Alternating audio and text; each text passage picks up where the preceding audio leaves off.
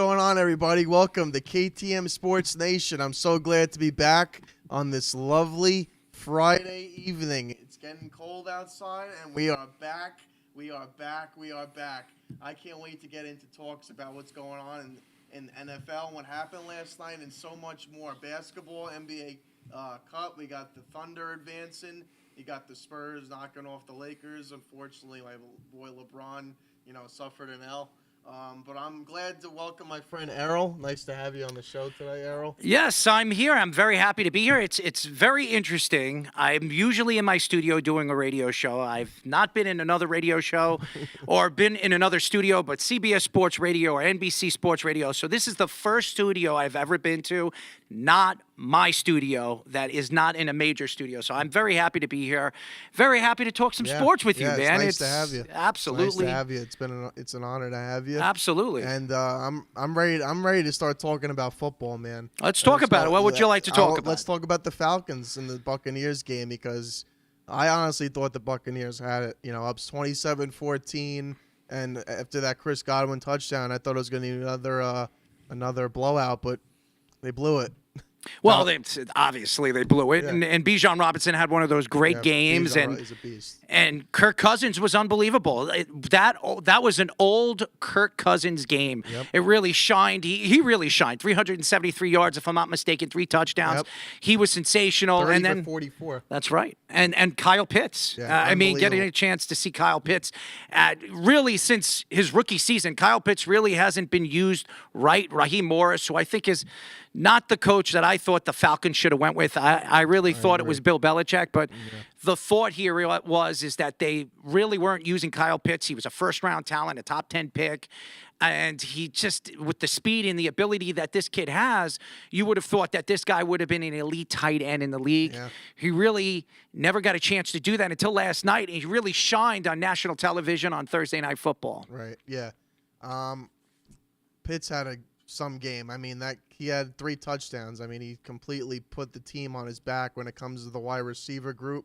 Kirk Cousins looked like old Kirk Cousins. When Washington, when he first came into the league and they expected him to be an absolute stud, he was absolutely phenomenal last night. That connection was going throughout the whole game. And Robinson, when you have that run and pass, duo going as well as it did last night, and the groove that just keep scoring touchdowns and keep feeding your guys, that's what it was last night. Kirk Cousins was putting faith in the top players, and they performed.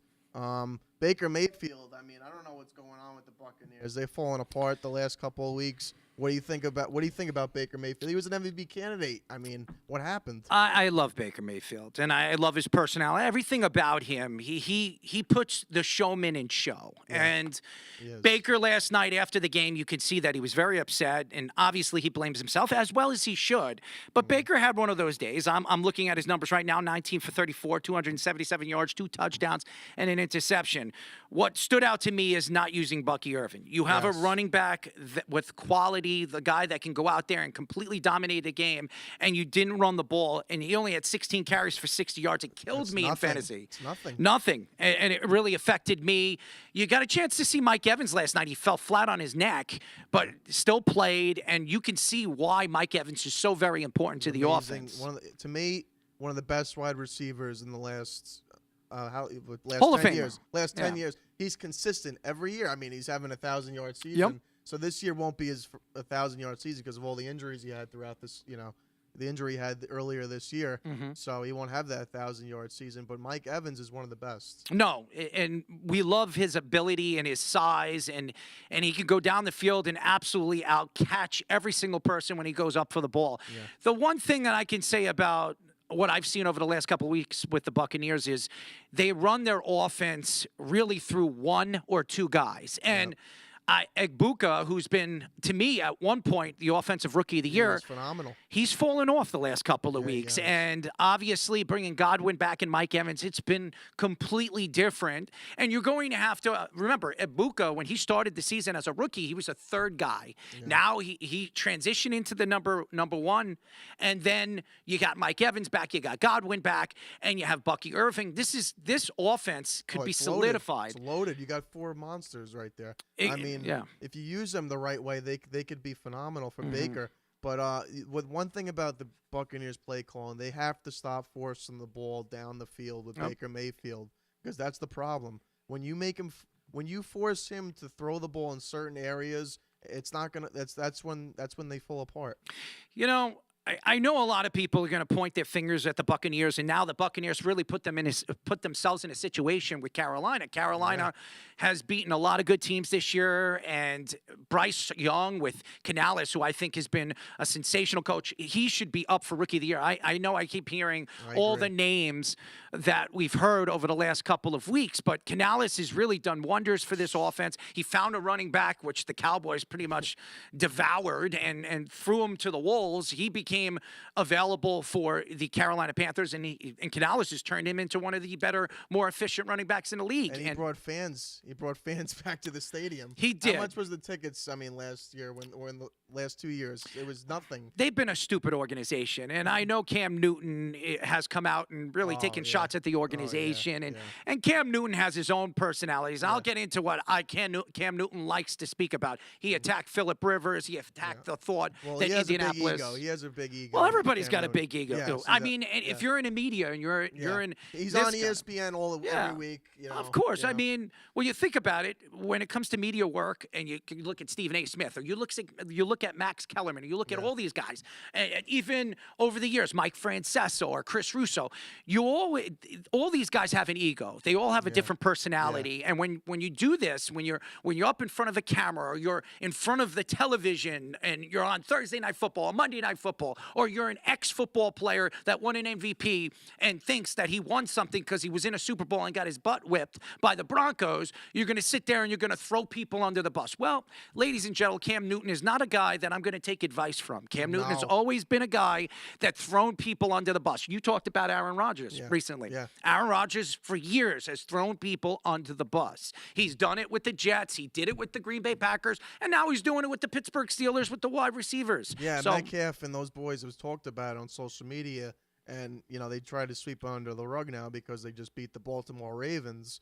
which was a big win for the Pittsburgh Steelers going into Baltimore and beating them for first place in the division, but it still doesn't take all the animosity away for what was going on earlier in the season between those guys. I mean, Aaron Rodgers he's got to chill with talking on the mic sometimes. When you reevaluate everything that's going on in the NFL, and now that you have 4 weeks, there's 4 weeks left. Last night was the first game of the final 4 weeks, and you look at the quarterback play.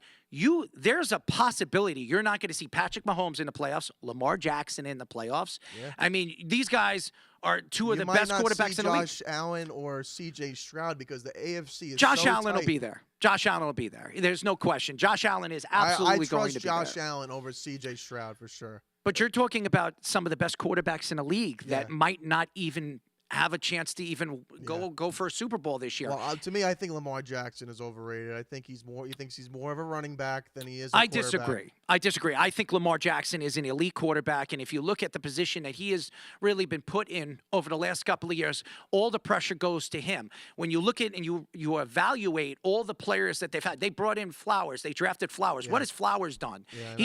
I've drafted Flowers in my fantasy league for the last two seasons. Where's Mark Andrews? Mark Andrews is old, and again, why is he on the team? Can't stay healthy. Again, this goes to the ownership. This goes to the GM. You can't blame Lamar Jackson. Lamar Jackson is the offense. Lively is the guy now, I think, as a tight end. Yeah, he's a good player, but he's not an elite. No. They don't have any elite receivers or tight ends anymore. To say that Lamar Jackson's overrated, how about when you went into the season, you would have thought that Baltimore had a top 10 defense. Well, they've fallen out of that. They're one of the worst defenses in the NFL this year. Are you going to blame Lamar Jackson? Derrick Henry. Derrick Henry's had an up and down season. Yeah. He really has. Barkley have no line. The Eagles have no line. I blame the Eagles situation on the coaching staff. That coach. Well, they won a Super Bowl last year. It's really the offensive side of the ball. Yeah, but they have a lot of problems before the season Well, with the coach Sirianni. You know? Well, it's not Sirianni's fault, okay? They brought in an offensive coordinator. They have an offensive coordinator that obviously doesn't know how to run the ball. Moore went to the Saints this offseason. Yeah. He took the Saints job. And everybody keeps talking about, well, the Eagles can win with anybody. The Eagles can win with another defensive coordinator or another offensive coordinator. It doesn't work that way. And what do you Jalen Hurts? What's his problem? The same thing it is every single year. Jalen Hurts shows up when he wants to show up. I don't think he is an elite quarterback. I think he's just he was in a system last year, and the offense was revolving around Saquon Barkley, and I believe that's what helped them get to the Super Bowl last year. So why is it not getting to the Super Bowl this year? Because Saquon Barkley doesn't have the same line that he had last year. I just don't think they're the same team. I think there's a lot of animosity in that locker room too between A.J. Brown and Jalen Hurts, because A.J. Brown has said it on social media about not getting the ball from Jalen Hurts. But that happened last year, and he was reading books on the sidelines and selling books on all the, on Amazon Prime or whatever the hell he was selling. He was trying to promote a book. There has been multiple games when the Eagles have not put up points, though, this season. I think it has something to do with the offensive side of the ball with the coordinator. I don't think it has anything to do with the offensive line. The offensive line is practically the same offensive line they were last year. Now, Mekhi Becton went to the Chargers, and Mekhi Becton was one of the better offensive lineman guards in the league last year. Yep. But again, he had one good season. He came from the Jets. He was a tackle. So you go back to the thought and the vision of the Eagles this year. Everybody expected the Eagles to be a Super Bowl contender. I thought the Eagles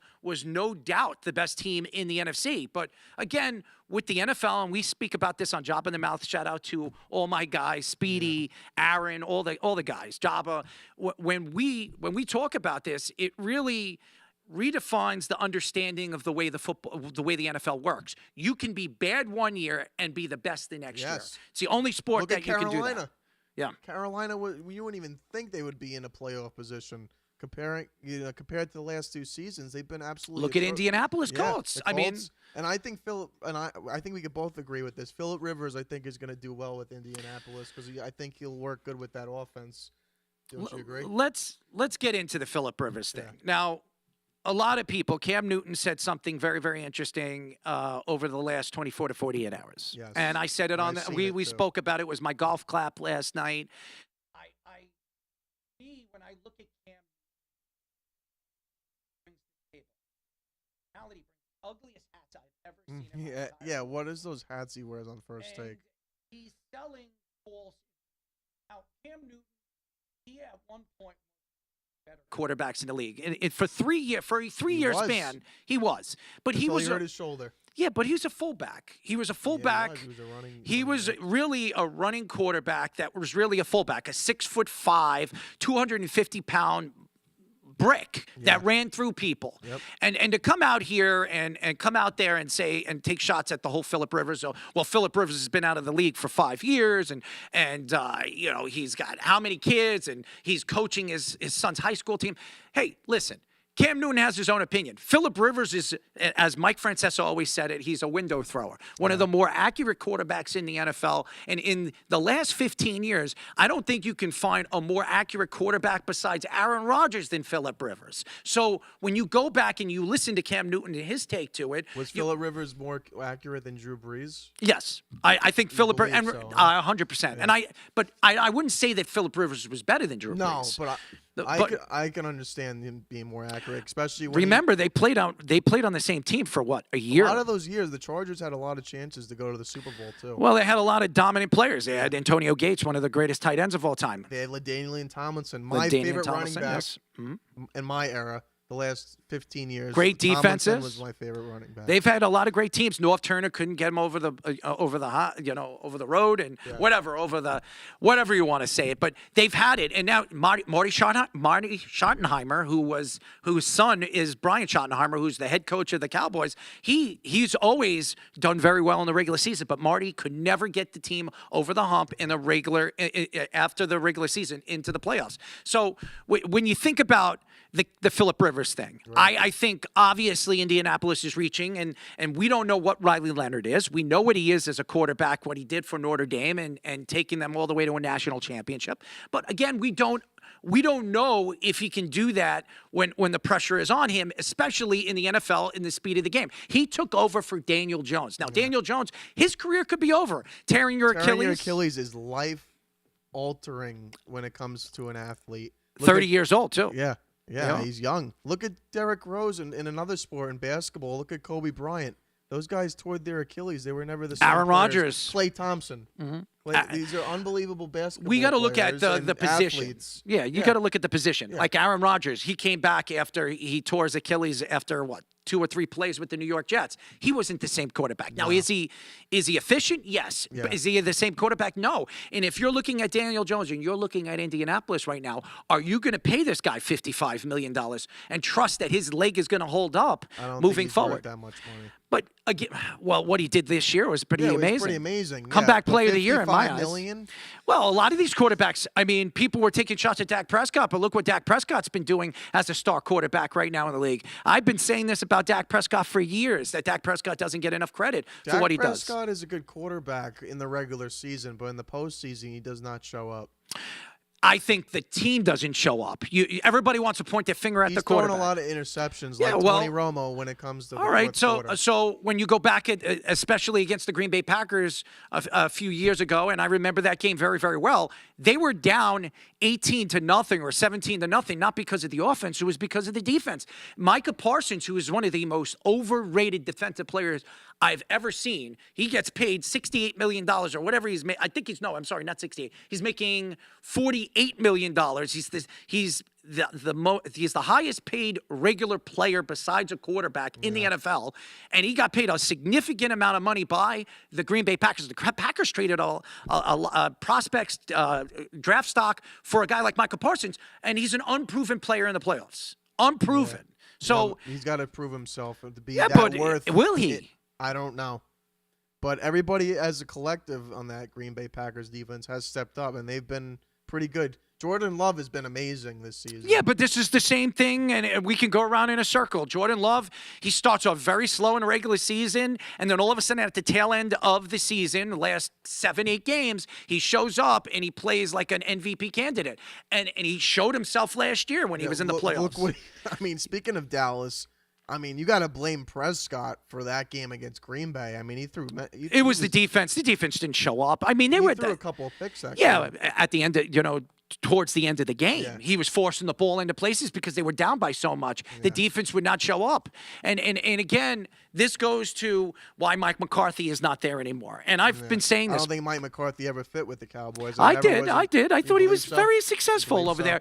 Think about it. How many coaches that have gone to Dallas have had multiple 10-win seasons in a row? It hasn't been many. Jason Garrett didn't do it, that's for sure. Jason Garrett is overrated, and I don't even think he's a good commentator. I don't think anybody liked him. I like Jason Garrett, but do you like him as a commentator? I don't think anything with media. Some of these coaches, when they take over or after they walk away from the sport. Tom Brady's terrible. Oh, he's horrible. And Tony Romo. Tony Romo was good. I like Tony Romo. He's kind of fallen off ever since he got that big time contract. Yeah, but I like Tony Romo out of all those guys. I would say Tony Romo has been the best as of recent.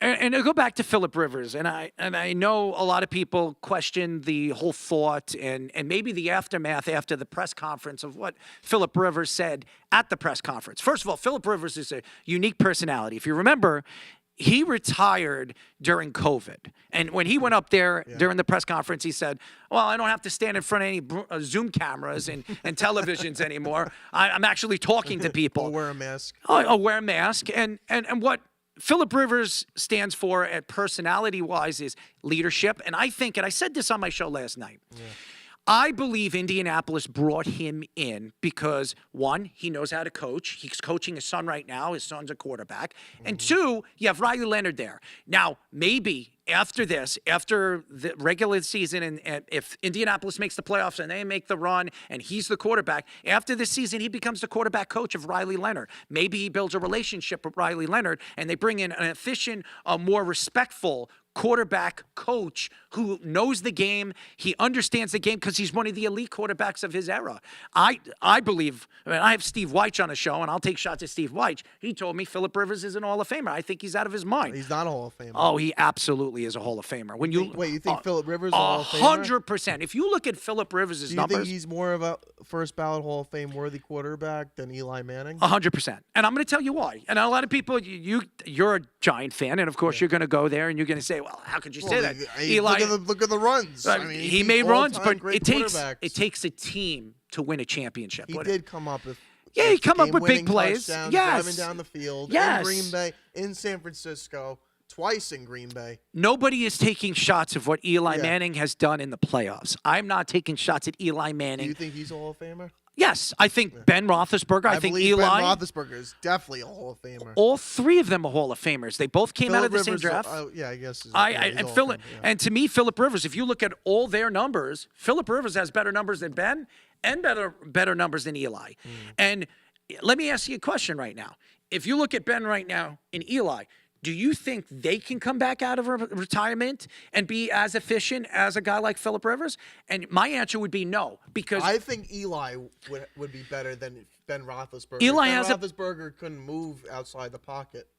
Eli is not what you call an accurate quarterback. He was not accurate. He was accurate, but he wasn't. He wasn't insanely accurate like Aaron Rodgers and all those other guys. Phillip Rivers. Yeah. And I think accuracy, especially at this time of his career, being he's 44 years old and he hasn't really had much of an offseason or regular season, you need to depend on that accuracy. Is he going to be able to throw an over-the-shoulder pass? Or is he able to go into read a zone and get a ball into pockets that other quarterbacks or younger quarterbacks are going to be afraid to throw out? So do you believe that he will? I think he will. I think Phillip Rivers is going to squeeze him and the Indianapolis Colts into the play. I don't like the Jaguars. I don't trust Trevor Lawrence. I don't like Trevor Lawrence to begin with. Watch out for the Texans. Yeah. Watch out for the Texans. CJ Stroud. I'm not even talking about that defense. Is the best defense I've seen since the Baltimore Ravens in 2000. That defense, what they did, I mean, I was rooting for Kansas City, and I watched that game. They absolutely attacked Kansas City and Patrick Mahomes coming after that quarterback, forcing interceptions. They're to me they're the best defense in the NFL this season, my opinion. And Phillip Rivers, I mean, let's see what he could do. He's very accurate, but at 44 years old, it's a big question. I think he could bring the Colts into the postseason. I think he still got that arm in him, and I think he's got all that offense, that could help him. You know what I mean? I think also the fact that Jonathan Taylor is the type of guy that he's been up and down really the last couple of weeks. I think Jonathan Taylor has been Jonathan Taylor is a great running back. He's been one of the more efficient running backs in the NFL all season long. He was an MVP candidate. This year, yes. And last year, he kind of fell off. He's been up and down. Every other year, Jonathan Taylor shows up. And it's crazy when you look at Saquon Barkley in the position that Saquon Barkley has been in this year. This guy he almost broke Eric Dickerson's record last year. And then you go back and you look at really where Jonathan Taylor is. I could say that Jonathan Taylor reminds me of Saquon Barkley last year. And Saquon Barkley, the only thing I could say about the difference between him and Saquon Barkley from last year and this year is Saquon was more, there wasn't a week that Saquon missed where he didn't dominate. Jonathan Taylor, there are games that he disappears in. And I think it has a lot to do with the quarterback play. It has a lot to do with other consistent things that the Indianapolis Colts have had problems running week by week against certain teams. But I'm going to tell you this right now, and you were mentioning Texans. Stingley is, to me, I think he should be up for Defensive Player of the Year. I don't think he wins it because of Myles Garrett, but he's been the best corner in the NFL this year. PFF will tell you that. He really has been. He really has been. And again, you're looking at the persistence of the Texans defense. Yeah. When you have a coach that believes in your defense. He doesn't care if they're in their own end zone. He has to defend that, or he has to put himself in that position to defend situations where his team is backed up in a bad position. I think when you have a guy of that magnitude, when you have a Texan defense of that, as good as they are in their secondary and what they can do and what they can bring up on the defensive side of the ball, I think the Texans are as dangerous as any team right now in the UFC. If the Texans get into the playoffs, it has nothing to do with C.J. Stroud. No, the defense is scary. Their defense, we saw what they did against Buffalo. Yeah, remember what the Giants had? The Giants, they had a phenomenal defense. It's the reason why they won their Super Bowls. I could say it because I'm a Giants fan. And, you know, Eli Manning, sometimes he would throw some picks, and his defense would have to step up. And, you know, O.C. Umenyiora and Justin Tuck and those boys, they definitely showed up. No question. And again, when you look at guys like DeMeco Ryans and what they bring to the table, I think DeMeco is one of those guys that, remember, he came from the 49ers, an organization that has actually found pretty good defensive coordinators. That division is the best division in the NFL. Well, I think San Francisco is one of the more highly overrated teams this year. Why do you think that? Because their schedule was so easy. The Patriots, too, his schedule is very easy, too. Well, who's easier, the 49ers or the Patriots? The Patriots have the third easiest schedule in NFL history. Think about it. In NFL history, when you look at numbers and the way they rate and the way they calculate how these teams are rated as the season progressively moves forward and what they do, they have the third easiest schedule in all of the NFL and NFL history. So they probably have the easiest schedule this year and the third easiest in history. So I think, and then listen, that doesn't, you play who's on your, on your schedule. So Drake May, is he the MVP of the league? No, Matthew Stafford is the MVP. I think Matthew Stafford is the MVP 100% of the NFL this season. He's been absolutely phenomenal with the Los Angeles Rams. He's come in clutch. He's been him and Devontae Adams. Devontae Adams has reinvented himself this year with the Los Angeles Rams. That team. Puka Nacua is sensational, man. Nacua is a freaking freak. That guy could catch any ball. You throw anything to him, he makes an unbelievable catch on almost every single play. He's just unbelievable. But Matthew Stafford, I think. And they verse harder teams. The schedule is way harder than it is for the Patriots. And I'm going to give a shout out to Aaron Fishman, my executive producer, because he's been like on the Jackson Njigba bandwagon. He said that he was going to be the best wide receiver in the NFL this year, and he has been sensational all season long. He has a chance to break the record that has been held by Calvin Johnson now in a regular season. I don't know if he breaks it, but Njigba, who is not oversized, he's one of those speed demon guys that can run. He's probably the best route runner in the league, and it's so funny. Devontae Adams? Oh yeah, I think Devontae Adams is was one of my favorite route runners. Well, Ohio State. I'll say this about Ohio State Buckeyes route runners and wide receivers. If you look at the three best route runners in the league, where a lot of people have said over the last couple of years, you have Cooper Kupp, who plays on the same team of Seattle. Now, he is not the same player. He's not the same. No. But Njigba and Garrett Wilson, who's on the New York Jets, two guys that played for Ohio State and the Buckeyes, are two efficient route runners, guys that can run any route and completely dominate by stopping and moving so many different ways into the slot. And you could put them anywhere on the field, and they can dominate you. Njigba's been that kind of player, and Sam Darnold's been unbelievable this year. MVP candidate, top 7 quarterback right now in the league, top 6. He deserves a little bit more credit than. And Mike McDonald, to me, is coach of the year. The Seattle Seahawks coach is the coach of the year. That team is a force. That team, Seattle is a scary place to play in the postseason. Always has been because of that atmosphere. And, they just bring it whenever a team plays there. It's just hard to win. No question. And again, McDonald should get a little bit more credit than a lot of people give him. Came from the Baltimore Ravens, defensive coordinator. A lot of people question him going to Seattle and, getting this offense moving. They moved on from Lockett. They moved on from DK Metcalf. Metcalf was traded to Pittsburgh in the offseason, got a lot of money. And then they really put their eggs in the Njigba's basket. And what a what a showing that Njigba had all season long. They brought in Cooper Kupp and bring in a veteran guy, comes from that Washington area, and he's been a good team leader. You could see the difference in what Seattle has really transitioned in, from Russell Wilson to Sam Darnold, and from Pete Carroll to McDonald, who has been, I believe, one of the elite coaches in the league, and deserves, again. Especially if they win the division, he should get the award. I don't know if they're going to win the division. I still think I think the Rams should win the division. Yeah. Yes, I think if the Rams don't win that division, I don't think Stafford will get the MVP.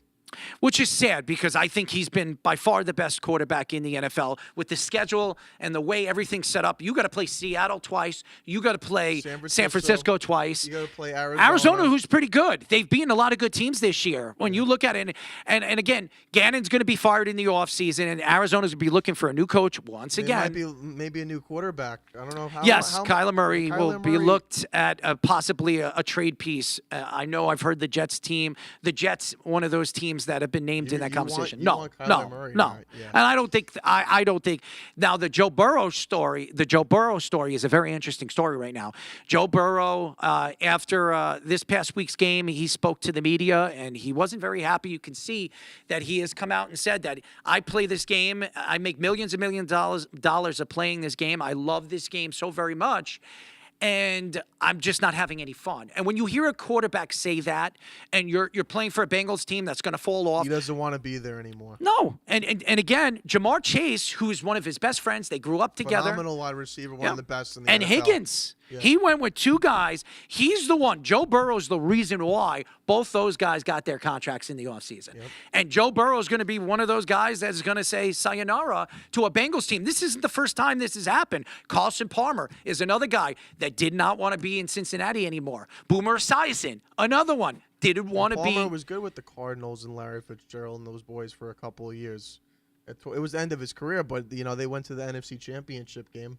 No, and I like Carson Palmer, USC graduate, and also Sam Darnold, another USC graduate. So you go back and you look at the quarterbacks that have succeeded from USC. Those are the two that really stick out to me. I don't think there are many quarterbacks that really have accomplished as much as Carson Palmer and Sam Darnold. What have they accomplished? Yeah. Nothing, because Carson Palmer never won a Super Bowl.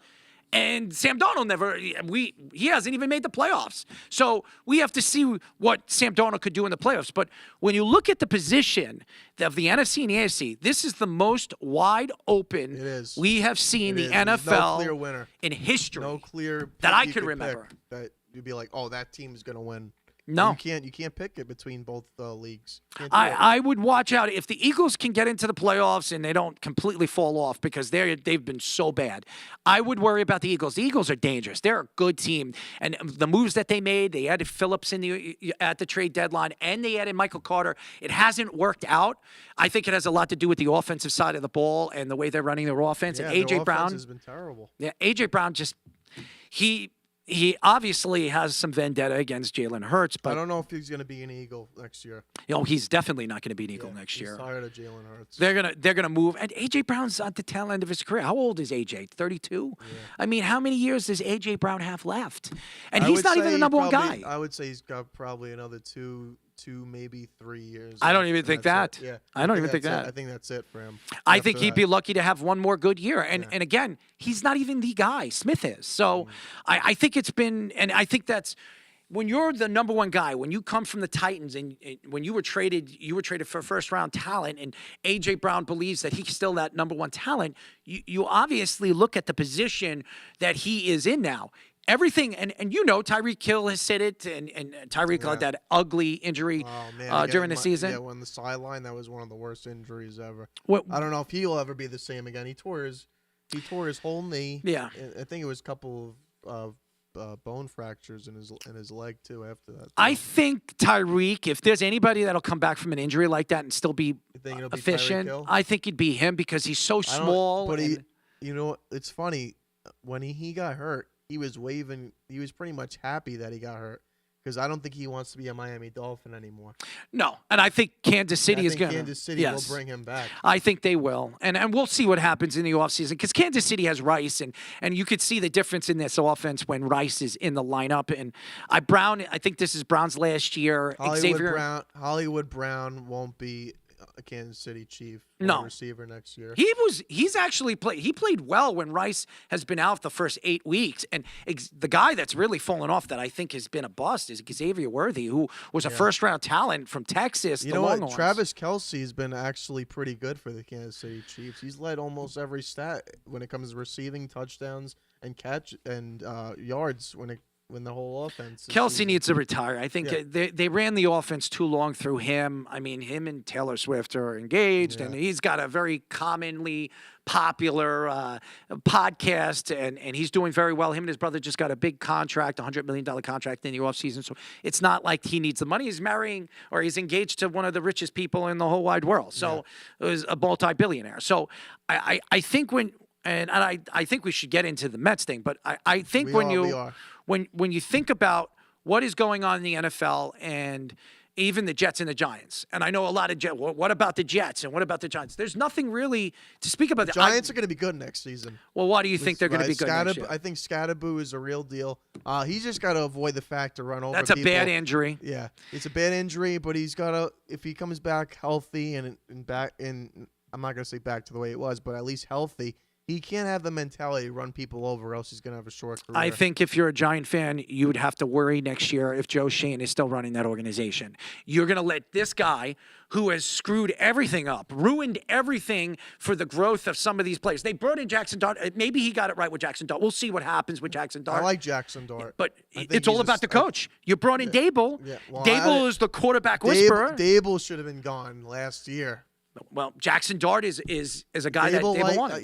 Dable and Dart got He couldn't develop him. No. So, and Dable developed Josh Allen, and he's developed a lot of quarterbacks. I think Mike Tomlin might be a I know you, Giant. Coach. I know you, might be a Giant. First of all, you do year. not want Mike Tomlin coming in to New York because of the aggressive play. No, because he doesn't know how to develop quarterbacks. Kenny Pickett, did he develop him? No. He took over a team that was run by a very well-known coach who, by the way, drafted Ben Roethlisberger. It wasn't even his quarterback. Yeah. He was a special teams coach. And if you look at Mike Tomlin and Mason Rudolph, has he developed? No, the only quarterback he's had a good reputation with is Ben Roethlisberger.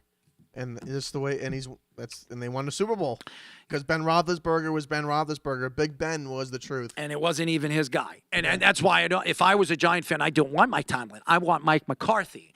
And there's reasons. I would like Mike McCarthy. And the reason why I would rather have Mike McCarthy because he could actually develop quarterbacks. He's done that. If you look at what he did, he was there when Aaron Rodgers was a young player. He helped Aaron Rodgers figure out the understanding of seeing the field and playing. And he did well with Dak Prescott. Yeah. Multiple 10-win seasons. He developed Dak Prescott. Dak Prescott was not the quarterback he was with Jason Garrett. When he came in and he came into the mix and he took over the offensive play calling, when he took it from Moore, he was a completely different quarterback in Dak Prescott. And I think if Jackson Dart, and you as a Giant fan want Jackson Dart to obviously become the quarterback that they believe. Keep running down the he field. needs to learn how to be a pocket quarterback. He's going to get hurt. Look what the Patriots did to him the other night. He was running out of the sideline, and the guy completely trucked him right into the bench. I think because he's risking his body too much. I think with the Giants, they got to decide what they're going to do with Abdul Carter. Abdul Carter has not respected the team and showing up to practices and all that. You're one of the best young defensive linemen the Giants have had since O.C. Umenyiora or Justin Tuck or JPP, who came back last night on the Buccaneers out of retirement. What is this? With players coming out of retirement at 55 years old? I mean, and he's got like 3 fingers. But I mean, but he was great at the time. That's he insane. Was. You see, you used the words. He was yes. Great. Yeah. But not now. Now. I think that Abdul Carter doesn't know how to obviously listen and obey by rules, and that is a problem. Now you got to bring in a coach that actually knows how to control those players. Is Mike McCarthy the guy? I mean, and are you going to bring in a drill sergeant? McCarthy's got fire in him. I don't think Mike Tomlin has. Couldn't control Micah anymore. Parsons. Couldn't control a lot of the players that he had over there. I think Micah Parsons could be overrated. It depends on how he does in the. He's postseason. a good player. Just the postseason. I don't know if he's the player. He would be overrated for me if he does not perform with Green Bay because Green Bay I think Green Bay right now is a bigger spotlight than there is in Dallas because Green Bay overall is consistently winning when it comes to Brett Favre, Aaron Rodgers, and now Jordan Love. They win. They do win, but they need What have they won? They've won one with Brett Favre and one with Aaron Rodgers. Yeah, but they won Super Bowls.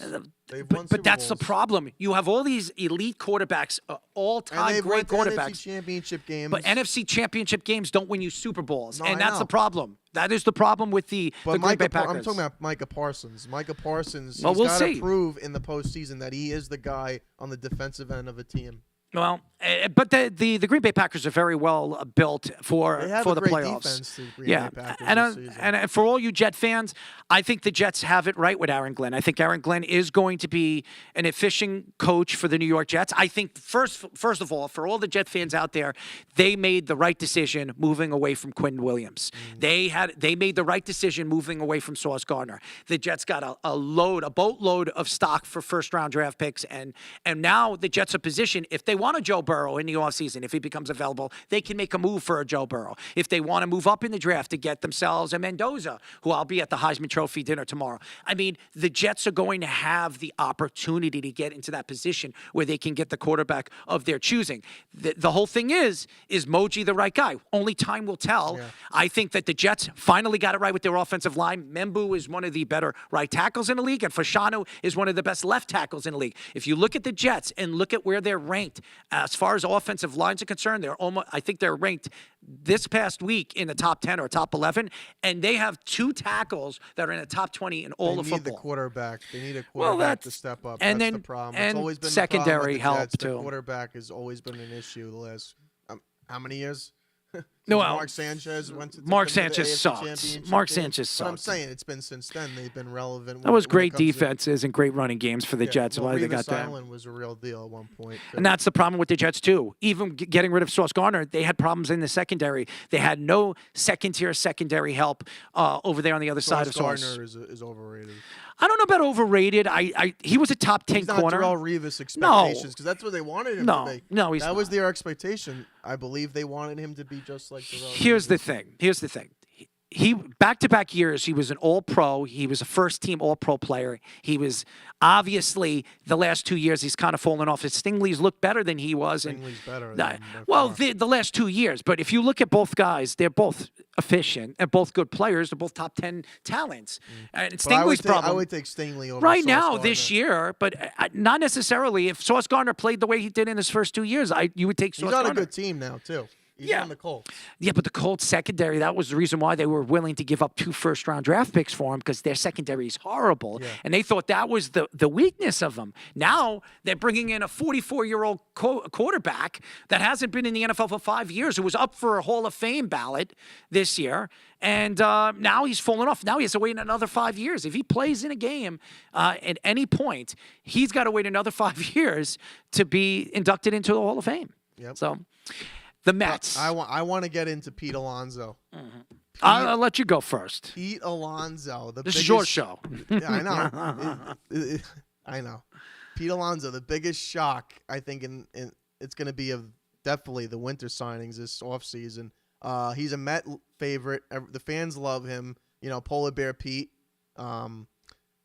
You're a Met fan, right? I'm a Yankee fan. No, I'm not kidding. You see where the But I Yankee don't, hat- you know, yeah. as a broadcaster, you're not really a fan anymore. You obviously have your picks on who you Do root you for. like Pete Alonso? I love Pete Alonso. I think he's a great first baseman. I think he at not Baltimore, great defensively, but he is a great power hitter. Yes, Yeah. yes. And I think Baltimore's Camden Yards, I think that stadium will be good for him because he's always played and hit well in that stadium. It's a very favorable hitter's ballpark too. And he signed a major contract, 5 years, $155 million. I mean, he got the big. Kyle Schwarber got 5 years, $150 million. He Yep. was an NL MVP candidate, you know, with Ohtani, I believe. I believe those two were going back and forth, but Ohtani definitely deserved the MVP. He was phenomenal, especially being a two-way, you know, especially being a pitcher and also DH, and he was phenomenal with the Los Angeles Dodgers again this season. I mean, Ohtani's ridiculous.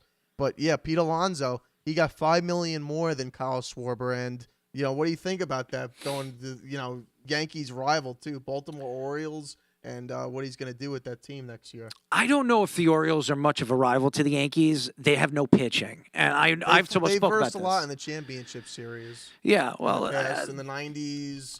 A lot of people, You know? especially Joppa Chamberlain, Nick Goody, who are on the show, Jop in the Mouth, they had the Orioles winning the division this past year, and I said, "There's no Winning way." the division? Well, before the season started, the Orioles were one of the favorites of winning the division. I didn't see it because they had no pitching, and that was my complaint to them. And you're going into the season. They had no pitching.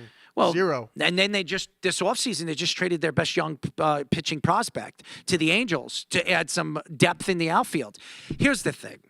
I like Pete Alonso. I think it was definitely a move that nobody would have thought. The Orioles gave Pete Alonso the biggest contract in their team history.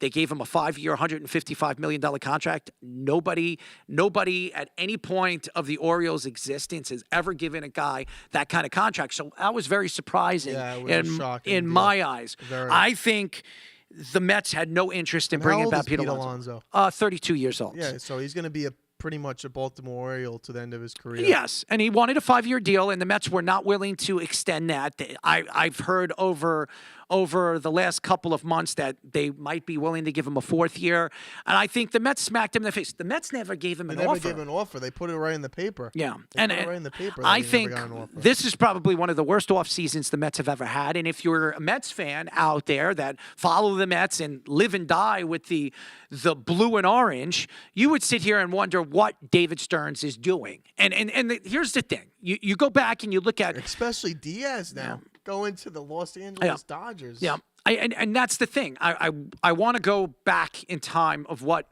we've seen over the years with GMs and where they've gone. Now, Brodie Van Wagenen was an absolute debacle. He brought in players. He had no money. The Wilpons, the coupons, whatever you call them, they didn't want to spend any money. Yeah. But I'm going to tell you this right now. If the Wilpons were still running this team, they would have never let Pete Alonso go. Never, because he was one of their guys. He was a homegrown player. The Mets loved Pete Alonso. Did they? Because David Stearns. The Mets fans loved Pete Alonso. They wanted him to stay as a Met forever, but Stearns didn't feel that way. Well, David Stearns. How about Steve Cohen? Now, you go back and you look at Steve Cohen. I blame both those guys. I blame Steve Cohen. And I'm going to tell you why I blame Steve Cohen. Steve Cohen was all about 5 years, and I'm going to bring a championship home back to Queens. All right. It's been over 5 years. You spent over billions and billions of dollars. You put it into the wrong players. You bring in Juan Soto. Great. He had a great year. Sensational. Great for you. What did he do in the playoffs? What did the team do in the playoffs? He was the only guy that showed up, But that's the thing. Soto. They never got over the hump. This is a team that's expected. I'm so happy now that the Yankees did not spend that much money. Well, I wasn't very surprised about that. But they have a cap, that team. Of course. Yankees they have a cap. It's the way it is now with them. We will get into the Yankees, but the winter meetings is over, and the Pete Alonso, that was the big story. Pete Alonso and Edwin Diaz. Edwin Diaz going to play with his brother with the Dodgers, and Pete Alonso getting signed by the Orioles. And right now the Mets are sitting with their heads down and wondering, where do they go next? Who do they bring in? Who's going to protect Juan Soto? They have to spend money. They have to either go on who? Either Bellinger or Kyle Tucker. All right, so you're going to go after Cody Bellinger, who has back injury. He's the guy can't stay healthy. This was the first year that I can honestly say that Cody Bellinger was fairly healthy. He was good with the Yankees this season. Yeah, well, he had 28 home runs. He had over 100 RBIs. He was very good with the Yankees, and he could play in the outfield too, and first base. I like Cody Bellinger. I'm not saying is he worth $200 and something million because that they're going to have to overpay for Cody Bellinger. If they plan to bring in Cody Bellinger, who would you rather have, Bellinger or Tucker? I would probably take the younger guy in Tucker. You would take Tucker. I would take Tucker. Even though Bellinger could play outfield and first base. I would take Tucker because I think Tucker is younger and Tucker has I think he has more power in his bat. That's where I would go. But you go back to Pete Alonso, and here's the thing. This is where the Mets slapped Pete Alonso in the face and slapped Scott Boras in the face because Scott Boras always looks to overdraw the amount of money that he is asking for an owner or GM. Was he really overdrawing it? I mean, Pete Alonso, I thought was going to get $200 million. He had a season with 38 home runs, almost 40 home runs, and 100 RBIs. There are only maybe 10 players in the league consistently that can do it like Pete Alonso can. Consistently. Yeah. And the Mets have one of those guys, and they let him go for a 5-year, $155 million contract. Makes no sense. Yep. Pete Alonso is absolutely the truth for the Mets. He's a home run killer. He crushes the ball every single year. He's not a phenomenal first baseman, but he does get the job done. His bat is the main reason why he's in the lineup. He's consistently, I would say, 270, 280 average, 270, 280 hitter. He hits 30 home runs a season. He's 100 and something RBI guy. The guy is a good player. And I don't know why the Mets didn't bring him back. I could tell you why the Mets didn't bring him back, because they're a stupid organization that don't know what the hell they're doing. My entire team sucks. And I think the only reason why Steve Cohen took on and I think bought the Mets is because of this casino thing. I'm starting to believe that Steve Cohen is all about money. He lost a lot of money. He lost billions and billions of dollars. But last year, his hedge fund brought in $1.5 billion. So you look at the facts here. Uncle Stevie has now put a bid in for a casino, and it's practically approved. So now what is he going to do? Is he going to start to save money and start investing it into the casino because he really didn't give a crap about the Mets? I don't care if he grew up in Plainview. I don't care if he grew up a Met fan and he wanted to bring a championship home. If he wanted to bring a championship home, he should have done whatever he could to give Edwin Diaz the money that he wanted, overpay him. You gave the Dodgers the one player, the one weakness they had all season long, and that was relief pitching. They gave him the best closer. Now, and this is the problem right now with the league, and this is why I've come out and said this many times. How much money speaking of money, how much money do these Dodgers have? They're just paying deferred guys money left and right. And it's deferred money. And I think when the CBA is up and when they go on strike, because they're going to go on strike after 2026, I think the league, I think the ownership needs to figure out how, just like the shifting, when I said something about the shifting. I can't stand the shifting. Well, now it doesn't exist anymore because they took away shifting. It was the best thing they did. I think they're doing the behind the plate reviews now. You get to review it twice a game. So. Yes, I think the ownership and GMs need to argue and fight this deferred money because, and not because Hal Steinbrenner is complaining about it, because I could care less what Hal Steinbrenner says. Yeah. You have money just being compiled over there with the Yankees. I mean, I'm buying Yankee hats every other week, so they're compiled and they're selling hats now for $50 every single hat, and jersey sales are ridiculous. Yeah. When you're making that kind of money, you should be able to put it back to your team. But what is Hal Steinbrenner do? He's putting it in his pockets. What is ownership doing? He's coming out and saying we're putting a limit on how much we're spending in the winter for baseball. Which haven't players. spent anything. Yeah, and I think Cashman knows that he's safe with Steinbrenner as long as he's in the head of the Yankees. So they spent $22 million on Grissom. That's what they spent so far. That's all the Yankees. And I don't even think he's worth that much. Well, he had a horrible postseason for the Yankees. For $22 million for a guy that could play 110, 115 games, depending on guys like Giancarlo Stanton. Yeah. Giancarlo Stanton's not an everyday outfield. I don't even think he can play in the outfield. So you can move him over there, and they got to decide what they're doing with Spencer Jones. Are they going to give Spencer Jones an opportunity? I think what the Yankees need to do, if they sign this kid, the Japanese player, which I've heard the Yankees are favorites of getting, do they trade Schmidt, Warren, or Heel if the right player becomes available? Do you trade Heel? Going after Tatis? The Mets might be going after Tatis. They're not getting Tatis. I don't think they are either. I think the Yankees have a better chance to get Tatis. The Yankees could get Tatis. But where do you put him? Do you put him at shortstop? Because the Yankees' problem right now... Volpe's a big question. Because, he was hurt with his elbow, then he wasn't hurt, then he was hurt. He was hurt. That whole season, he was hurt. You saw him grabbing his arm, in agonizing pain in the middle of a game. Was it last April? Yep. May? No. And then they put it under, they swept it under the rug, and they bring it back up when it comes to the October baseball. Whether the guy was hurt.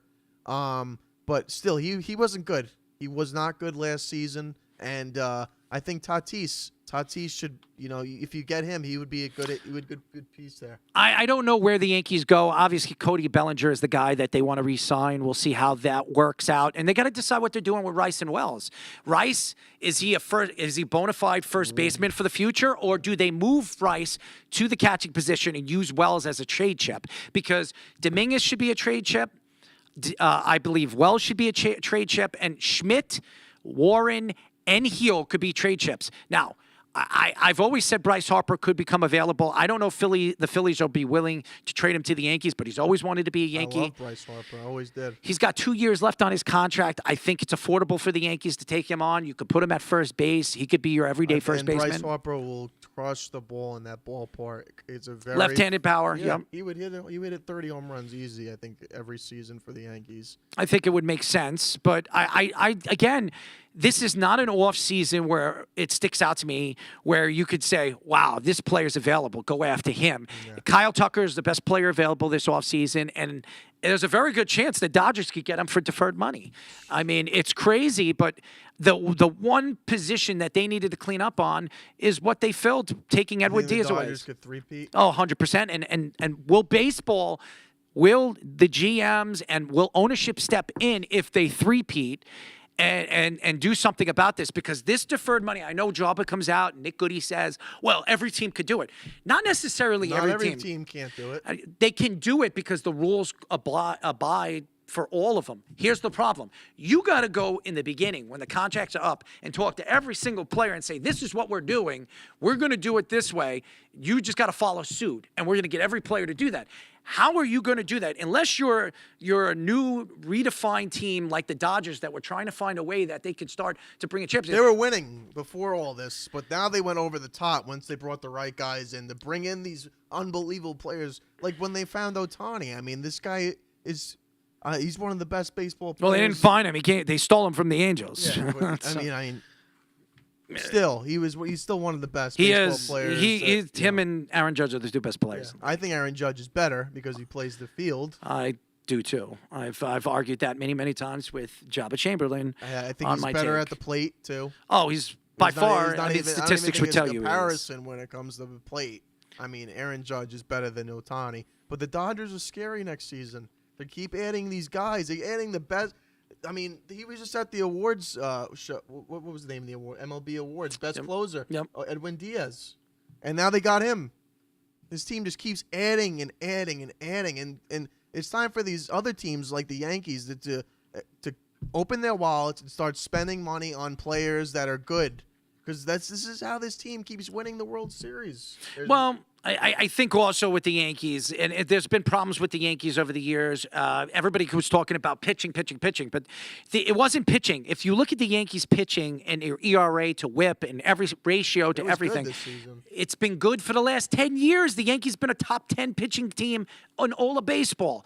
It's not the pitching. It's, to me, clutch hitting. The Yankees have had no clutch hitting. No, they didn't have any at all last postseason. Well, they haven't been the Yankees of old since the 90s. I mean, the last time that Yankees had clutch hitting was really in 2002, 2003, and from there all the way down, even in 2009. They were good last year. Not last year, the year before in the World Series. In 2009, the only two people that were really hitting was Alex Rodriguez and Matsui. Those were the only two guys really hitting, and maybe here and there Teixeira. Jeter was our. Yeah, but they weren't getting enough hitting. There's the Yankees problem. That was Alex Rodriguez's postseason 2009. Yeah, it was. To me, he was the overall best player in the whole season for the Yankees. Matsui was great in the World Series too, though. He had that. He was the MVP. Yeah, he was the MVP. He had 8 RBIs, I think, in the final game. Yeah, he was phenomenal. I think obviously when you look at the Yankees, this isn't the evil empire anymore. It's just different now. There's so much money in professional sports now, business, sports betting, and it's changed. And again, has it changed for the better or has it changed for the worse? Speaking of changing for the worst, the Michigan story. Unbelievable. I mean, what do you think about that? What do you think? What's going on with Michigan? What's going to happen from here on out with that? Well, I mean, you think about Urban Meyer and all that other stuff that happened with Ohio State. It's almost like the similar situation. I wrote a story. I wrote 2 stories on the Worldwide Sports Radio Network. You can check it out. I put another story out about NCAA coaches and how they think that they're bigger than the game and not they all of them. Nick Saban walked away from the game because of players in the NIL deals and the money that they're making. Too. Yes.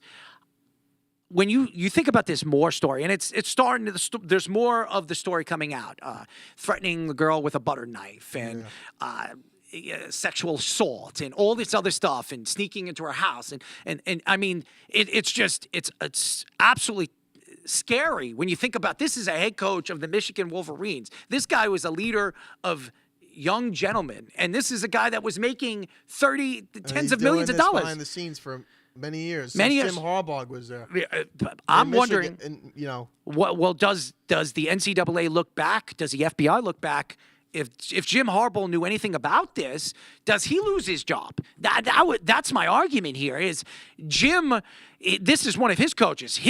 Moore decided to stay back and take over the reins as a head coach over there. Jim practically took his whole coaching staff to go and coach over there with the Chargers and done a very good job. But if you think about this story, and I don't know. Was he connected? That's the question. Yeah, well, and obviously you think that he is. I mean, I'm not. Again, this is an assumption. I'm not going to say something that I don't know. How does a head coach not know what's going on? How does he not know what's going on with his coaching staff? I don't believe that. I believe he did know. And that he's not saying anything because he's going to be thrown into the picture. Yeah, and again, the Chargers will protect him, and Michigan will protect him because obviously they're still a national champion. They didn't lose their national championship after all the scandals that we've seen. This is the second scandal in less than 5 years that's happened with the Michigan Wolverines. And it's a scandal that I didn't believe the other one was much of a scandal because everybody's stealing signs. This one definitely is. This is horrible. Yeah. And you're talking about a young lady. You're talking about people getting paid for sex. I mean, think about it. It's like Diddy. Well, Diddy's a lot worse. I mean, don't go. When you say it like that, I mean, Diddy. I mean, go check out that documentary and tell me who's not wrong about that guy. Wild, beyond wild. When you watch that, story, oh, that's a story, all right. A story that I don't want to get into on this show. We're in a church right now, but I think that obviously the position and understanding where Moore has put himself. This guy he got fired. He lost $30 million. He's married. He has 3 children. And then you hear the story of that. And his wife definitely knew about it because she's the one who called 911 that he was trying to commit suicide. I mean, it's a wild story.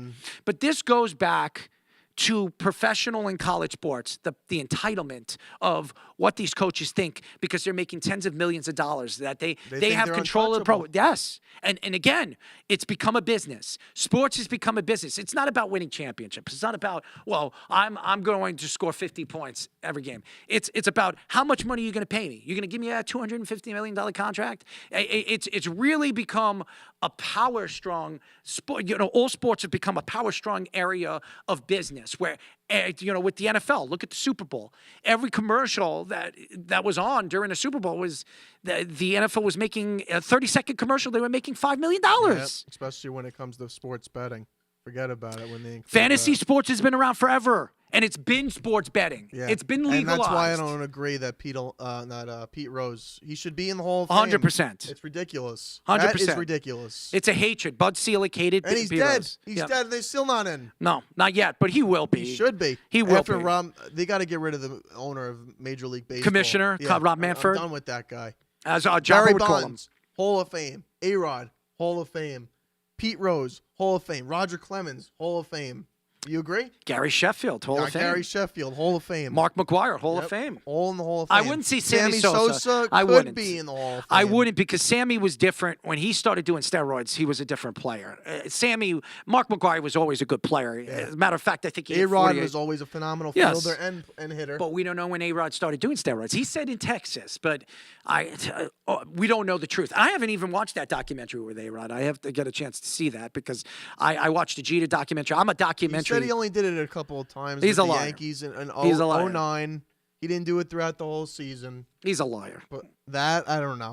He's a liar. I believe he did it the whole season. He was doing it at all times. And but it doesn't matter. You still have to perform. You still have to hit the ball. Steroids doesn't make you see the ball. Yeah. I said that many times. A-Rod to me, was the best. He was my favorite player when it comes to fielding and hitting. He's just unbelievable. He played shortstop, he played third base, and he crushed the ball. I met Alex Rodriguez. Out of both guys, Derek Jeter and Alex Rodriguez, he was the most, to me, more adventurous, more commonly conversational. Derek Jeter was not. Derek Jeter didn't want to speak. He was very to the point and what he wanted to answer. I mean, Alex Rodriguez and me were talking about college football, and we were talking about the quarterback play and what he thought about Patrick Mahomes.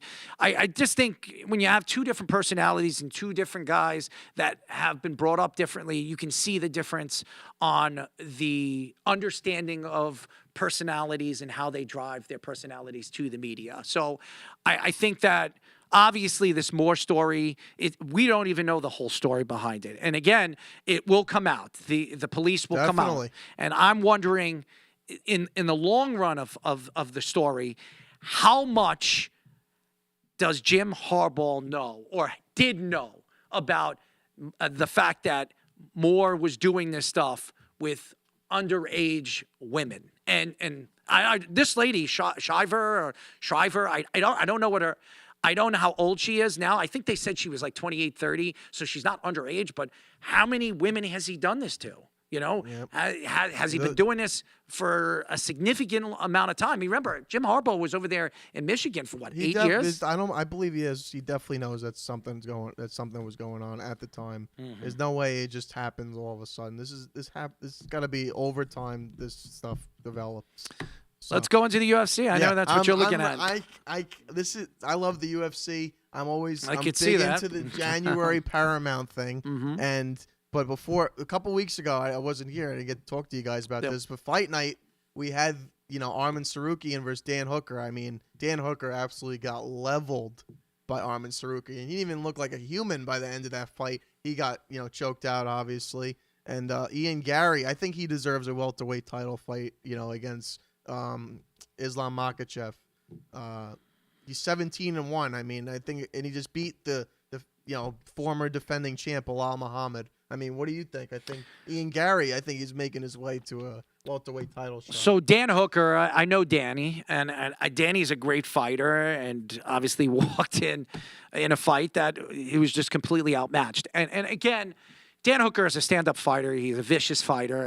And again, with mixed martial arts, you look at the styles, and styles make fights. It's in any single sport. So I look at all these weight classes, and I'm trying to figure out, like, who is the best fighter right now the UFC has to provide. Now, welterweight, it's Islam now. Yeah, well. Or I think they should – Ian Gary has a right to the title shot because he just beat the defending champ. But I would rather see Islam versus Kamaru Usman. Well, we're going to see it. It's going to happen, and it might happen during your wonderful White House war that they're going to have over there. I think if Islam is still the champion during the UFC White House, I think it'll be Islam versus Ilia Topuria for the welterweight belt. Well, Topuria is not fighting for the rest of the year. He's not fighting for the rest of this 2026. He's not playing. He's not fighting the whole year. 2026. He tweeted. He said he's not fighting until March of 2026. I don't think he's going to fight for the rest of the year. He's right now in the middle of a divorce. Yeah, he's in a family. And he has children. And I've heard that his plan is to sit out for 2026 and spend some time with his children. Now, again, he could change his mind. He'll have to vacate the belt. Yes, and he did. He is vacating, and that's why they just did. Arman Sarukian.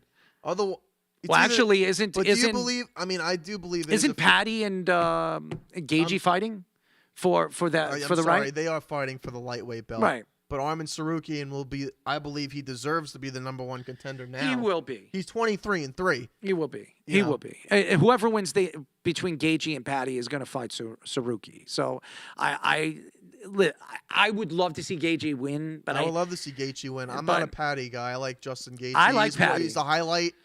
He's the highlight for a reason. Well, Justin Gaethje's a show. How do you not like Patty? You're a Conor McGregor fan. You're a Conor McGregor fan. You don't like Patty? I like Ilia Topuria. I like Topuria too, but Topuria. That's the way it is. You either like Ilia or you like Patty because they hate each other. Yeah, I like them both. I like fighting. I do too. I like styles, and styles make fights. I don't like Patty Pimblett. I do. I think he's funny. I think he brings that humorous personality that you like, and a guy that kind of you root for, because Patty is a guy that he really has moved up in the rankings, and his personality is what is the driving force of his style of fighting. He definitely he changed the way he fights big time. He's definitely way better on stand up. and he's a phenomenal wrestler as is, but his stand-up game has definitely improved big time. I will tell you this. Mixed martial arts in the UFC has been up and down. And I think these cards have been really crap. 322 was horrible. 323 that just passed. We got a chance to see the final fight of 322 was garbage. Signs the co-main. Yeah, I couldn't stand. I couldn't stand. You can't watch anything besides the co-main. And no, and that's the problem with the UFC is 23 had a good card though. 23 was a great card, and you get it. I'm a Henry Cerudo fan. I love Henry. I've watched him fight. He fought good in that fight. Yeah, and again, he went through. He made it to the end of the fight. I was very surprised because his face got busted. Yeah. But what makes Cejudo so fantastic to watch is his Triple C. Obviously he won the gold medal and he's been a 2-time champion in 2 different weight classes. But he did win though. Yes. He deserves all Cejudo the respect. is a great fighter and I love him and nobody can hate Cejudo. I mean, would you put Cejudo ahead of Khabib? No. I would because he's got that other belt. And Khabib, You don't like Khabib. You don't like Khabib because you like Conor McGregor. But he chickened out though. Why would he retire like that? His father died. I know, but when you depend on your father and you train with your father your whole life, and then your father goes, it takes something out of you, and it took a lot out of him. And as a person, when you're so connected to your father, you grew up. Your father taught you how to wrestle. The first wrestling move you learned was when you were like 5 years old, and your father was the one teaching you in the basement. And your father dies because of COVID. It's a different world, and I would never take shots at Khabib because he stepped away. He was on top of the world. It wasn't like he left. He's not the GOAT though. I don't think there is a GOAT. I honestly, Jones is the GOAT. I think John Jones, and I know John Jones. I met John Jones before. John Jones, the only thing I could say about John Jones that I would say is he's been ducking and weaving fighters over the last couple of years. He has not ducked, but you know what? People say that, but he was right about Tom Aspinall. Tom Aspinall does not deserve the respect he has. Then he should have fought Tom Aspinall. He was afraid of him. Look at Tom Aspinall. This last fight with Cyril Gane. He got poked in the eye. I know, but twice. Come on. I mean, the guy was blinded. He makes a whole video on Instagram. Dude, have you ever been poked in the eye like that? No. I have. Still. I have. He couldn't see. Could you imagine fighting somebody that's 245 pounds? Cyril Gane is a tank. Yeah, he's a tank. And you're fighting him in the first round. You got poked not once but twice in the eye. And then the guy should have been disqualified, and he wasn't disqualified. Aspinall did exactly what he was supposed to do. Tom should have fought John Jones. John Jones was done. And Aspinall did the right thing. He didn't take shots at John Jones. He gave him a shout out. He's like, family comes first. I understand. Aspinall didn't drop hammers on him and say, oh, what a chicken. No. He was honest. It was all honesty. And when you go back that whole eye thing is ridiculous. I'm sorry. You get poked in the eye with sunglasses and I'm telling you, man, when you get poked in the eye like that, it's no fun. And especially in a fight where you're fighting a guy that's, he was at one point a heavyweight champion, and a guy that is dangerous, can take you down. Do you think Tom Aspinall will beat John Jones? Oh, 100%. I think he can. Styles make fights. You have to understand. Styles, I mean, John Jones is a way better wrestler. Okay, and Aspinall is a black belt. Take him to the and Aspinall's a black belt. Okay, but I'm taking John Jones wrestling over him. All right, that's your opinion. I'm saying, but I don't know if it goes to the ground. I don't know if Jones can knock him out. Yeah, too. And so can Aspinall. He's got heavy hands. It's even fight. Yeah, but I think Jones all right. has So why more, didn't I think Jones has more? So why did Tom? So if that's the case, why didn't John Jones fight him? Why did he duck the weave? That we'll never have an answer for. I got an answer for it. Why is he willing to come out of retirement to fight Pereira, but he won't fight Aspinall? Well, some people are saying Pereira. I'm asking you. You're a fan. Some people are saying Pereira are going to beat him. Pereira's not beating John Jones. Some people have said that. Pereira's not beating. I had a person on my show that said Pereira's beating John Jones. Pereira's not beating John Jones. And whoever said that, I'd like to get him on the show right now and argue those points because that's not happening. Yeah. Pereira's not beating Pereira John has no wrestling. No. And Pereira is a stand-up kickboxer. kickboxer. Pereira's been practicing on his wrestling for the fight.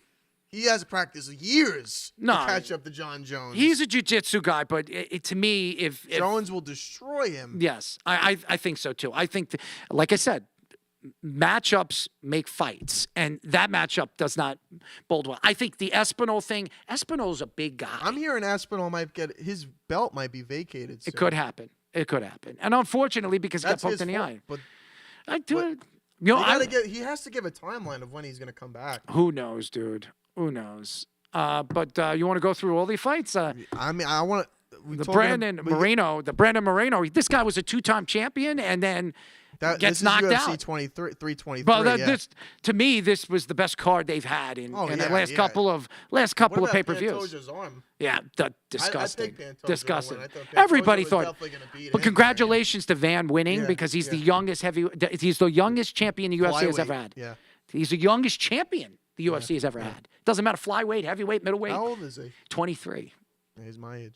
He's Actually, no, 23. I'm 24. He's 23 years old, and then Jan put on a tremendous fight against Merab. I picked Jan to beat Merab.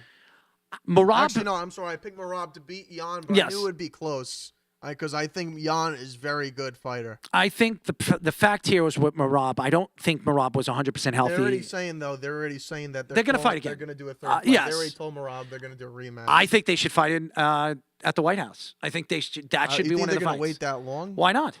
It's not that long. Because they might give the shot to O'Malley if Jan wins again. Please, O'Malley. I think Sugar O'Malley Shane. could beat Jan.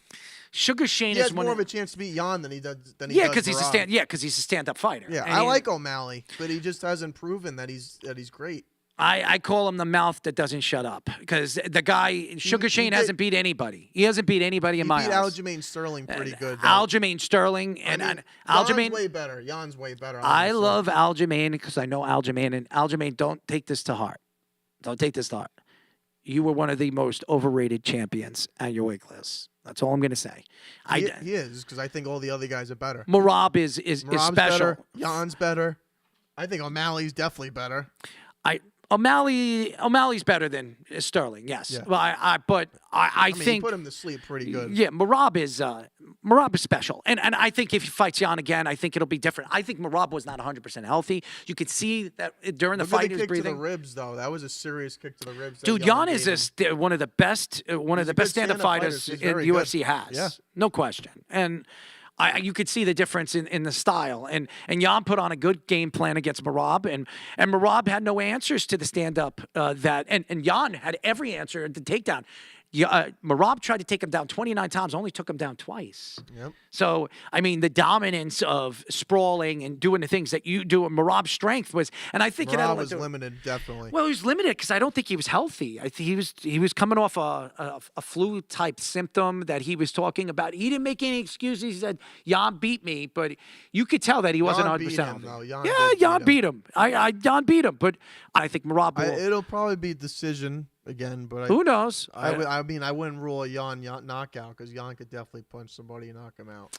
I just think I think Jan trained heavily for this fight because he thought that this was just this was going to be a hard one, and this was probably the most competitive fight he's ever had. And I think Jan put on his best showing I've seen Jan put on since he won the belt the first time he won the belt. I'm going to tell you this right now. If he fights Merab again and Merab is healthy, 100% healthy, I think Merab wins. Because I think Merab will be able to take him down. He's relentless. He wasn't as relentless in this fight because you can tell he was breathing. And I've never seen Merab so tired in a fight ever since I've watched him come into the UFC. So it tells me you're on a 14-win fight streak. Well, he fought how many times this year too? I think 4 times, which is was the most the UFC has ever had. Yeah. So he wanted to break a record. Probably exhausted. Tired, Yeah. tired. I think that if he fights Jan early in the 4 season, times in a year is a lot of. it's fighting. insane. And And the dominance, conditioning. the dominance. Yeah, he won the 3 out of 4. I mean, he kicked the crap out of O'Malley. Yeah. You know what I mean? So it's just, it's going to be very, very interesting. And then I just want to finish with one more card for the UFC. Go. We have the January card, the Paramount premiere for UFC. Yep. 9 o'clock now. It won't be 10 o'clock. Oh, So you get okay. an hour of sleep. Yay. So, so you got Justin Gaethje and Patty Pimblett, like we were talking about. To me, this is the greatest women's fight in the one of the greatest women's fight in the history of the UFC. Yeah. Kayla Harrison versus Amanda Nunes. I got The Amanda, return. I got Amanda return. Nunes. She's the GOAT. I'm going with the GOAT. The Kayla return. Harrison's unbelievable. Yeah. Don't get me wrong.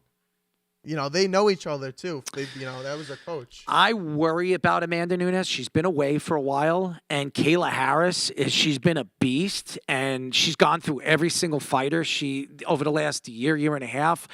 That's the only thing I worry about. Amanda Nunes being away from the fighting world for a while. Do you have Amanda Nunes winning? I'm going to go with Harrison. I think Kayla Harrison is going to win this fight. I think this is a statement fight. This fight is going to be amazing. Yes, it's a statement fight for Harrison. Would you say this is one of the greatest women's fight in the history of the UFC? It can be. We'll see how it turns out, but absolutely. If Amanda Nunes just goes out and chokes her, there's no doubt she's the greatest fighter in the history of the UFC. Oh, there's I think no question. She already is. Yeah. You can't argue that. Yeah. I mean, she held the belt. She's double champ, and she dominated. She went through all the best fighters. I mean, you name it, she's gone through them. And Kayla Harrison is just another bump in the road if she can get through that. And do you think there is a rumor? I don't care what anybody says. What she says. Yeah. There is a rumor. No. With the beef. No. You already know what I'm talking about. No. Right? With She's Kayla not. Harrison. No. And Ronda Rousey. No, Ronda's not coming back. She'd be stupid. Ronda Rousey's been gone for a long time. Yeah, but they have a major beef, and Kayla Harrison could call her out. Good luck. I mean, if Ronda Rousey she wants a bag too at the White House. Ronda Rousey would be the dumbest person in the world. Or you just do Kayla versus Amanda too. And that could happen. You could have that. That could happen. And if Ronda wants to come out of retirement to fight Kayla Harrison and get her butt whipped and do it on national, not on national stage, by all means. But if Kayla wins, Ronda just sit on the couch because she ain't gonna fight Amanda Nunes after what she did to her. Oh yeah. I totally destroyed Ronda Rousey. Yeah. Back in the day. Well, again, Ronda might condition herself differently. You don't know. Conditioning is with mixed martial arts and being away from both ladies been away from the sport for such a long time. I mean, it's like Conor McGregor coming back from retirement because he wants $100 million to fight on that card. He's out of his mind. Because yeah, but he's gonna he's gonna beat Michael Chandler if he fights Michael Chandler. If it happens, they're saying either. I mean, it's either he's Chandler gonna back or out. Nate. He's gonna. I would love to see him fight Nate Diaz. He doesn't have he doesn't have it in him to fight Nate Diaz. He doesn't have it in him. He don't have it in him. I think he could beat Nate Diaz. I honestly think that the last two fights went to Nate Diaz. Would still be a good UFC fighter if he came back. I still think he could put in that welterweight division. I still think with his submission skills, I think Nate Diaz. The UFC gave Conor McGregor. Nate Diaz is a sleeper. He's a stand-up fighter. He's a great fighter. Ask Andre Ward. He's a stand-up, one of the more dangerous stand-up fighters. Too. No question. And he's a black belt in Brazilian Jiu-Jitsu. Him and his brother Nick. I mean, they're great fighters. I think Nate's better than Nick. I don't. I mean, Nick. I mean, now, but in the prime, Nick was better. Much better. I mean, he fought in Pride. GSP. He fought in Pride. Nick fought against some of the. I mean, he put it. GSP, all these other dogs. I mean, GSP to me is the second GOAT. GSP was one of the more boring fighters. But he is a GOAT. Yes, he's a great fighter. I mean, and Matt Hughes was great too. Anderson Silva is my number 3. BJ Penn was a great fighter. I mean, I liked a lot of fighters. The UFC doesn't have fighters like that. Tito Ortiz. Chuck Liddell. I know. Actually, we're working on. Evans. We should have Chuck Liddell on the show soon because he's Jabba's friend. I love Chuck Liddell. But he was at UFC 323, so he's always there. Yeah, he's always there. As far as Gagey and Patty Pimblett, I would think that Patty's going to win the fight, but I wouldn't be surprised. Justin. No. Yeah, really, especially with his power. He's got unbelievable knockout power. Patty better take him down. He doesn't want to stand up with him. He hits like Justin. He's got rocks in his hands. I mean, Holloway caught him good, but Max Holloway is one of the best boxers I've ever seen the UFC has ever had. Unbelievable accurate. Yeah, probably the most accurate boxer the UFC's ever had. So, yeah, and Conor beat him, though. Oh, yeah. What are your thoughts to the Knicks? Yeah. I think the Knicks are a real deal. I don't think they're getting Giannis. I do. You think they're getting Giannis? Yeah, I hope do. they get Giannis. I do. But why all of a sudden reports are saying the Lakers are getting him? The Lakers aren't getting him. If they get him, what are the Lakers trading for him? I know. That's what I'm saying. The Knicks aren't going to trade Cat for him, no. I would. I mean, I would trade Bridges. I wouldn't. I keep Bridges. Because Bridges fits in the Brown type of style of game that they play, and Bridges has been the most efficient out of all of them. Out of him, OG Anunoby, even Karl Anthony Towns. What I would do is, if you have to trade Karl, you trade Karl and OG, and you put McBride in that, and maybe a first-round draft pick. That would get it done. You can't That would trade get any it done. more than that. That would get it done. I have to see on if the Knicks are in a driver's seat and Giannis only wants to go to the Knicks might not have to give up that much to get Giannis. Yeah. So it'll be an interesting, and the Knicks are playing good basketball right now. I expect them to be in first in the East. I think they could come out of the East. Oh, they should. They should. They have the team. They're the best team in the Eastern Conference as far as I agree. From the top to the bottom West, as far as talent. Oklahoma City. Obviously. OKC is going to break records this year. OKC, and then I'm telling you, don't rule out the Lakers. They're number 2. The Lakers are good this year. First of all, they're not going to be able to sign Reeves next year. I know. They're not going to be able to sign Reeves next year. He's going to want a lot of money, and he's going to get paid a lot of money. And that's what I'm saying. The year for the Lakers to win the championship would have to be this year. Yeah, and Luka, I love Luka, but again, Luka at the tail end of the years, he can't stay fully healthy, and LeBron, as great as LeBron has been in his career, he's 42 years old. I mean, how much do you think he has left? I don't know. It's getting close to the end for him. It's crazy. It's crazy. And how about my Islanders, man? How about the Islanders? How about the Islanders? Yeah. How about Matthew Schaefer, who's going to be up for Rookie of the Year? He's one of the best defensemen already. It's amazing. It is absolutely amazing. Can't say that about the Rangers. No, but it's absolutely amazing how one young player can change everything for a team. We'll save that for another time. I'm just saying. Yeah, we'll save this for another time. Go Islanders. We'll save the Rangers for another time. Go Islanders. How about that? Where's your cousin? Where's John? Where's John? He's watching. I don't hear. John. He's watching. John. What's going on with your Rangers? John. Dwight. John. Yeah. So there we are. So. I'm happy to be here, man. I'm glad you came on the show. Absolutely. I'm glad, whoever supports Errol, you continue to support him with this show. Job on the mouth. Go check us out. Top 200 show on Spotify and Apple, baby. I'm glad you guys in are the country. To see KTM Sports Nation. We're going to keep growing. Absolutely. I'm glad you guys are on to watch tonight. And looking forward to many more weeks of what we have of 2025. I mean, we got some interesting sports the rest of the season. See what goes on for NFL playoffs and what the seeding are and basketball. And I just want to thank everybody for watching, and we'll see you guys next week.